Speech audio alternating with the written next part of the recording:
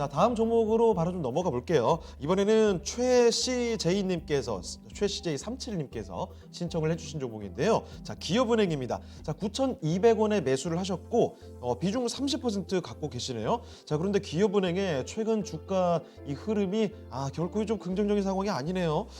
이 종목 지금 뭐 9,000원, 만 원 가까이 갔다가 지난해 11월 이후부터 좀 밀려 내려옵니다. 현재는 8,230원까지 내려와 있는 상황이죠. 자, 그래서 그런지 최근 주가 상황을 보고서는 이 퍼플하트님께서는 기업은행 많이 빠진 것 같은데 지금 매수도 괜찮을까요? 장기 보유까지 가능하다고 매수 문의까지 들어와 있는 그런 종목이 바로 기업은행입니다. 자, 그러면요, 기업은행에 대해서 지금부터 진단을 해드리도록 하죠.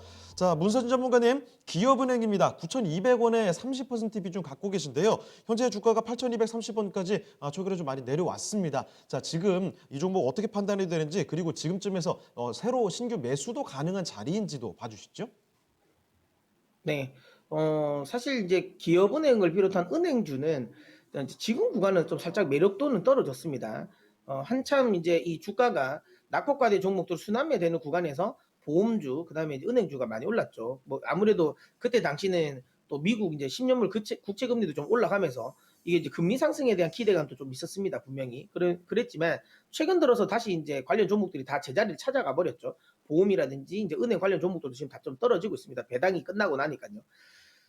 지금은 당분간 은행주는 매력도가 떨어질 것 같습니다. 왜냐하면 최근 들어서 미국채 10년물의 국채 가격도 다시 원위치가 되었거든요. 다시 원위치가 되었고, 아무래도 이제 테이퍼링에 대한 우려감이 이제 많이 이제 완화가 되면서 사실상 이제 금리 상승에 대한 기대감이 많이 좀 꺾였습니다. 물론 뭐 국내 쪽은 지금 현 정부가 부동산을 잡기 위해서 금리를 인상을 하려고는 하고 있긴 하지만 쉽지는 않을 겁니다. 자칫 잘못하면 코로나 상황에서 금리를 올려버리면 부동산을 잡으려고 금리를 올려버리면 경제 자체를 망가뜨리거든요.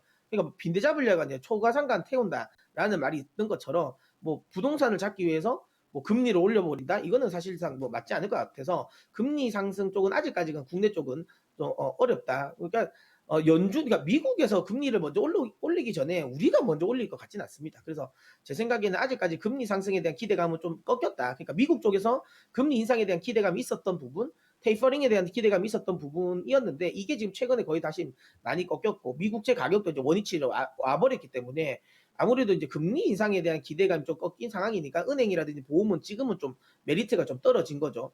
그다음에 이제 여러분도 아시는 것처럼 지금 최근 들어서 이제 정부가 이 정책을 내는 것 중에 하나가 은행에게 그렇게 우호적이지 않습니다. 왜냐하면 이 대출금 관련 부분을 이자를 자꾸만 받지 말라고 하고 있잖아요.